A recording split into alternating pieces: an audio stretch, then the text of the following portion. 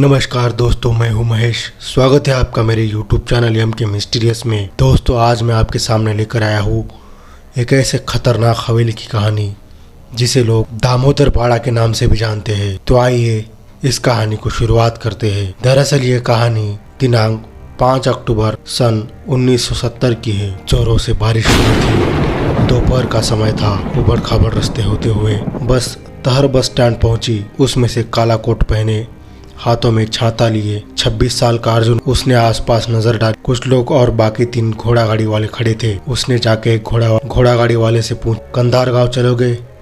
उसने कहा, नहीं साहब, हम तो संतार गांव ही जाते हैं। आपको उस गांव की घोड़ा गाड़ी आगे जाने पर मिल जाएगी। अर्जुन आगे बढ़ गया। थोड़ी दूर जाने पर उसे आगे 2 रास्ते दिखाई दिए जो घने जंगलों के बीच से जाते थे। दोनों रास्तों पे लकड़ी के ऊपर लिखा था, दाई ओर भूर गांव और बाई तरफ कंधार गांव। अर्जुन बाई ओर आगे बढ़ने लगा। जोरों से बारिश और रास्ता कीचड़ से भरा था। उसे आगे एक घोड़ा गाड़ी दिखाई दी। उसने पास जाके पूछा, क्या यह कंधार गांव की घोड़ा गाड़ी है? अंदर से करीब 40 साल का आदमी, दिखने में सांवला, छोटी मूंछ, उसने बड़ी सादगी से कहा, हाँ साहब, आप बैठिए। अर्जुन उसमें बैठ गया। फिर घोड़ा गाड़ी आगे बढ़ने लगी। तब उसने कहा, साहब, मेरा नाम विष्णु है। आप शहर से आए लगते हैं। हमारे गांव में कुछ काम है क्या? अर्जुन ने कहा, हाँ, कुछ जरूरी काम है। अपने प्रश्नों का उत्तर ढूंढने आया हूँ। विष्णु ने कहा, मतलब कौन से प्रश्न? अर्जुन ने बात घुमाते हुए कहा, कुछ भी नहीं, छोड़ो उस बात को। विष्णु ने कहा, ठीक है साहब, पर आपको गांव में जाना कहाँ है? अर्जुन ने कहा, दामोदर वाड़ा। पुराने विशाल घरों को वाड़ा ही कहा जाता था। तभी अचानक विष्णु ने घोड़ा गाड़ी रोक दी और चौंक कर अर्जुन को देखने लगा। फिर बोला, साहब, आपको उस भूतिया वाड़े में क्या काम है? अर्जुन ने कहा, बस कुछ पता लगाना है, तुम आगे बढ़ो। विष्णु बोला, पर वहाँ कोई गाँव वाला नहीं जाता साहब, वो घर शापित है, भूतिया है। अर्जुन ने कहा, मैं ऐसी बकवास बातों पर विश्वास नहीं करता।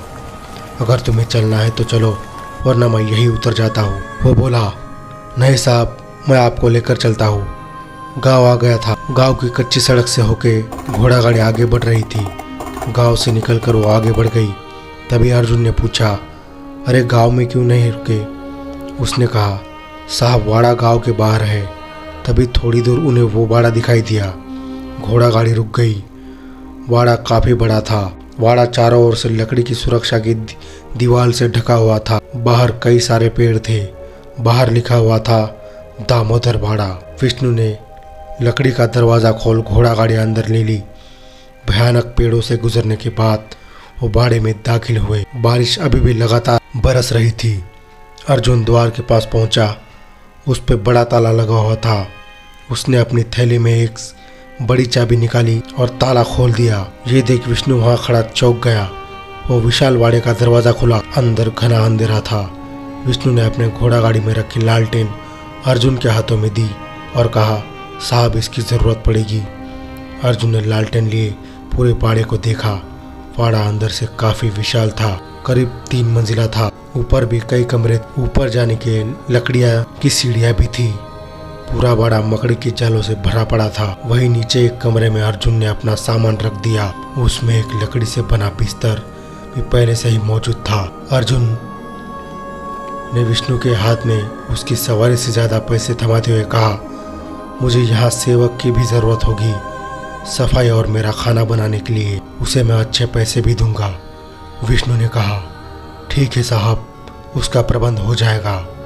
सुबह मैं लेके आऊँगा। पर क्या आप सच में यही रुकेंगे? चाहे तो मेरे घर चलिए, पर यहाँ मत रुकिए साहब।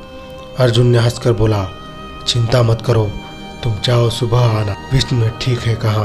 फिर अपनी घोड़ा गाड़ी लिए वहाँ से चला गया।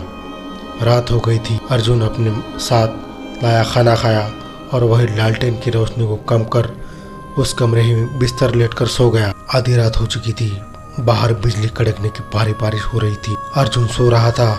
तभी उससे कुछ आवाज़ आई, टक टक टक। तभी वो हड़बड़ाकर उठ गया। बाहर से वो आवाज़ आ रही थी जैसे कोई सीढ़ियाँ उतर रहा हो। आवाज़ तेज होती जा रही थी।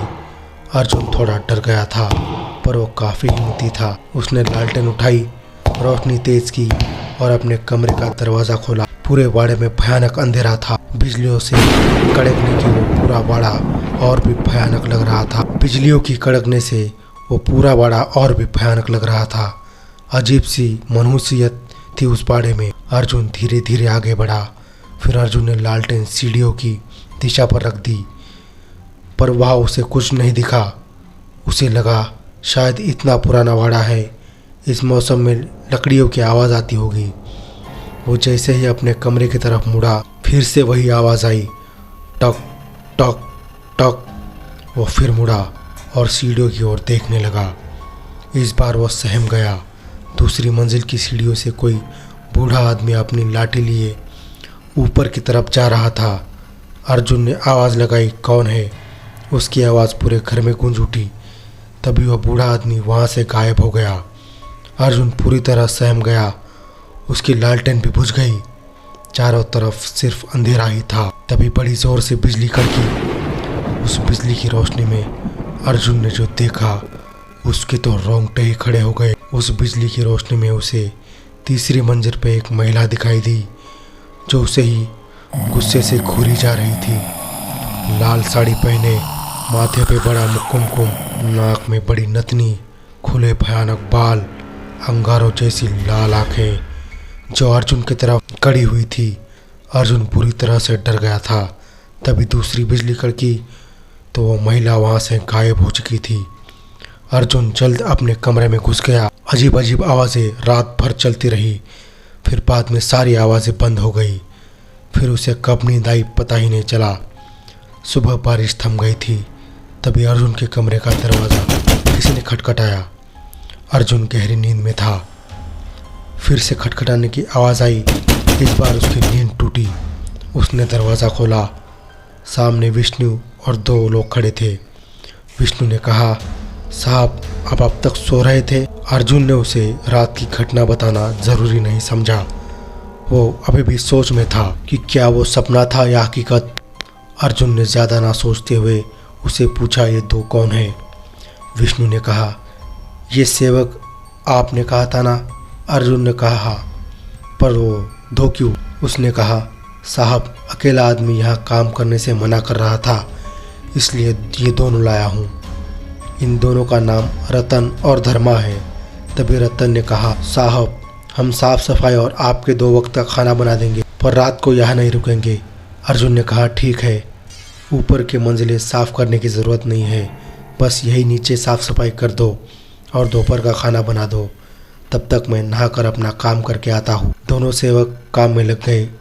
अर्जुन ने बाहर जाकर कुएं से पानी निकाल वही बाहर नहा लिया। फिर तैयार होकर विष्णु को बोला, मुझे रामेश्वर जी के घर ले चलो। विष्णु ने कहा, ठीक है, पर रात को कुछ हुआ तो नहीं? अर्जुन ने कहा, कुछ नहीं हुआ, तो मुझे वहाँ ले चलो। तभी दोनों घोड़ा गाड़ों में रामेश्वर जी के घर की ओर चल दिए। दोस्तों इस कहानी का अगला पार्ट अगले एपिसोड में बताऊंगा। दोस्तों अगर ये कहानी आपको पसंद आ रही है, अच्छी लग रही है, तो चैनल को सब्सक्राइब कीजिए, लाइक कीजिए, शेयर कीजिए मेरे वीडियो को, ताकि आने वाली हर वीडियो आप तक पहुंच सके। दोस्तों अगर आप मेरे चैनल पर नए आए हैं तो चैनल को सब्सक्राइब कीजिए, लाइक कीजिए, शेयर कीजिए वीडियो अपने दोस्तों के साथ में। ऐसे ही डरावनी कहानियाँ आपके लिए मैं पेश करता रहूँगा। तो दोस्तों तब तक के लिए विदा लेना चाहूँगा। मिलते हैं इसके अगले पार्ट के साथ में। धन्यवाद।